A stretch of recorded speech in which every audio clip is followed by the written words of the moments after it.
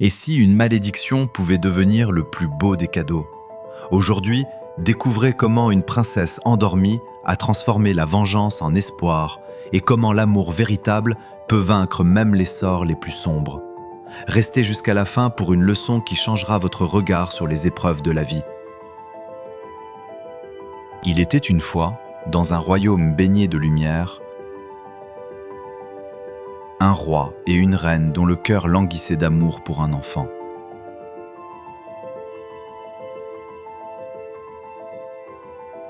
Leurs prières furent enfin exaucées lorsque naquit une princesse au regard d'étoiles, qu'ils nommèrent Aurore. Sa venue illumina le royaume entier d'une joie sans pareille.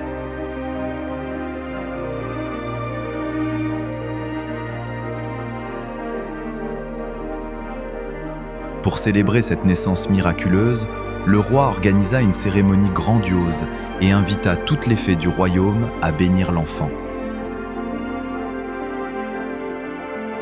Les tables croulaient sous les mets délicieux, et chaque fée offrit son présent avec tendresse.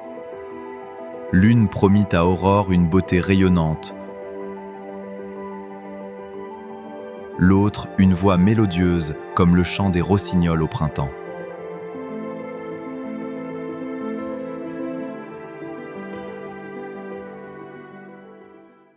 Mais soudain, un vent glacial balaya la salle.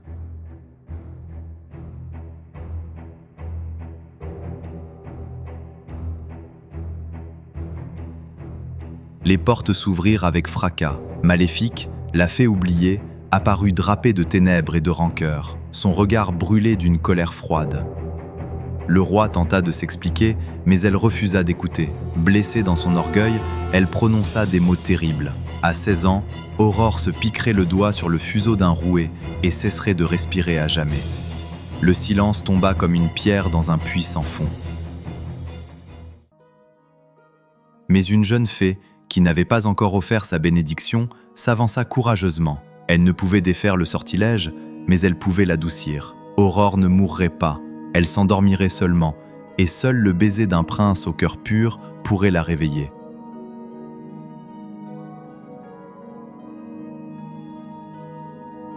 Le roi, dévoré par l'angoisse, fit rassembler tous les rouets du royaume dans une salle qu'il fit sceller.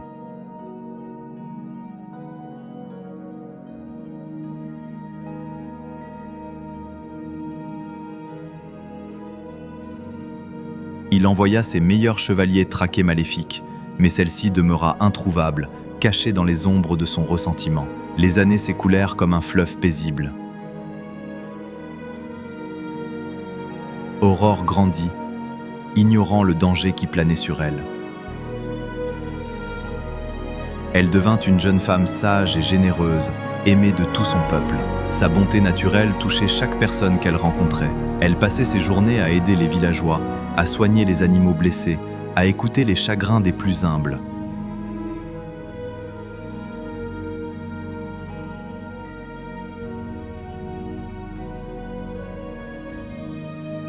Mais le destin ne peut être trompé éternellement.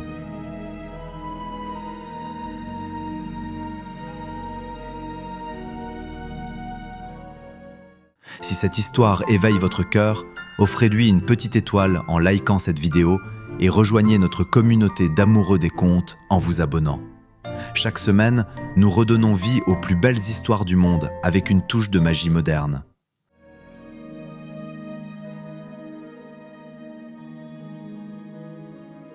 La veille de ses 16 ans, une force invisible attira Aurore vers la salle interdite.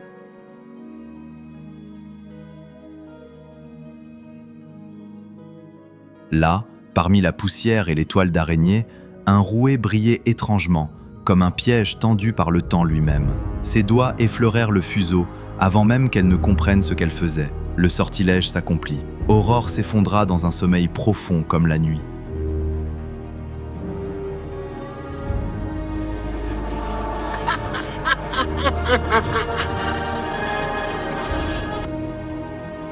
Les trois bonnes fées, arrivées trop tard, prirent une décision audacieuse. Pour épargner au royaume une douleur insupportable, elles plongèrent chacun dans le même sommeil enchanté.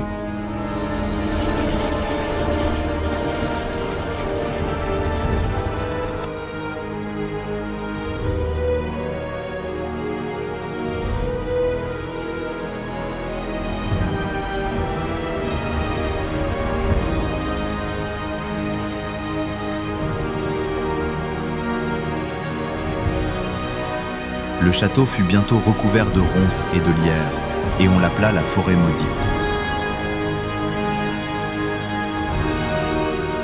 Pendant ce temps, les fées parcoururent le monde entier, cherchant désespérément le prince qui briserait le charme. Elles visitèrent 100 royaumes, examinèrent 1000 prétendants, mais aucun ne possédait la pureté de cœur nécessaire. Ce qu'elles ignoraient, c'est que ce prince grandissait tout près, dans le royaume voisin. Philippe était le fils du nouveau roi qui avait pris le pouvoir après la malédiction. Élevé dans les valeurs de courage et de justice, il ne comprenait pas l'obsession de Maléfique pour cette forêt mystérieuse.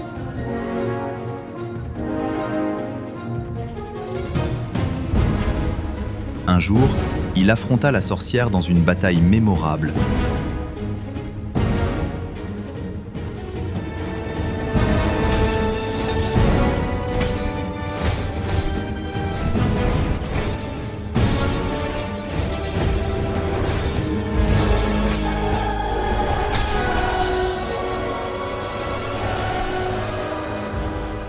Et la vainquit enfin. Cette nuit-là, les 3 fées réalisèrent leur erreur. Le héros qu'elles cherchaient était sous leurs yeux depuis toujours. Elles lui racontèrent toute l'histoire, et Philippe, le cœur empli de compassion pour cette princesse endormie qu'il n'avait jamais rencontrée, se précipita vers la forêt maudite. Traverser les ronces fut plus difficile que n'importe quelle bataille, mais Philippe persévéra. Guidé par quelque chose de plus fort que le courage, une conviction profonde qu'il devait sauver cette âme innocente. Lorsqu'il découvrit Aurore, sa beauté endormie le toucha moins que la sérénité de son visage, qui témoignait de la bonté de son âme. Il déposa sur ses lèvres un baiser empreint de respect et de tendresse véritable. Aurore ouvrit les yeux. Avec elle, tout le château s'éveilla dans un concert de rires et de pleurs de joie. Quand les fées lui expliquèrent tout ce qui s'était passé, Aurore ne ressentit aucune amertume. Elle avait appris que même dans les malédictions se cachent parfois des bénédictions, car sans ce sommeil, elle n'aurait jamais rencontré celui qui voyait la beauté de son âme avant celle de son visage. Philippe et Aurore découvrirent qu'ils partageaient les mêmes valeurs, les mêmes rêves pour leur peuple. Leur amour naquit non du sortilège, mais de cette reconnaissance mutuelle de 2 cœurs généreux. Et c'est ainsi que la princesse endormie trouva non seulement son réveil, mais aussi le début d'une vie où chaque jour serait une nouvelle promesse d'amour et de sagesse partagée. Ce conte nous rappelle une vérité essentielle. Les épreuves que nous traversons ne sont pas toujours des malédictions, mais parfois des chemins détournés vers notre véritable destinée. Comme l'a dit Victor Hugo, il n'y a qu'un bonheur dans la vie, c'est d'aimer et d'être aimé. Aurore n'a pas été sauvée parce qu'elle était belle, mais parce qu'elle était bonne. Philippe n'est pas devenu un héros en vainquant Maléfique, mais en choisissant la compassion plutôt que la gloire. Rappelez-vous, ce qui semble être votre plus grande épreuve pourrait être le début de votre plus belle histoire.